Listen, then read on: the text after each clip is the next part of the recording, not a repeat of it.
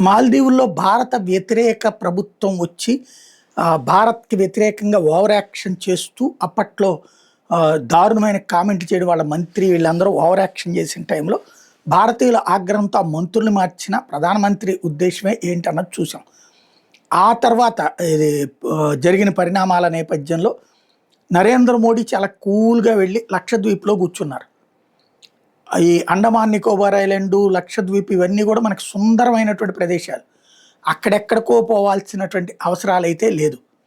అలాంటి కాన్సెప్ట్‌ని ఇక్కడ ప్రొజెక్ట్ చేసుకొచ్చారు. ఇప్పుడు టూరిస్టుల పరంగా లక్షద్వీప్‌లో 3875 మంది మాత్రమే 2020లో టూరిస్టులు వెళ్ళేవాళ్ళు. ఈ ఇయర్ 68,328కి పెరిగిందట. ఇండియా టుడే వాళ్ళ లెక్కే. అంటే నరేంద్ర మోడీ ఒక కుర్చీ వేసుకుని సముద్రపు ఒడ్డున కూర్చుంటే ఆ స్థాయిలో షిఫ్ట్ అయ్యిందనమాట అవతల నుంచి. ఇదివరకు మసాజులకి వెళ్ళేటటువంటి వాళ్ళందరూ ఇప్పుడు ఇక్కడ ప్రకృతి సౌందర్యాన్ని ఆస్వాదిస్తున్నారు.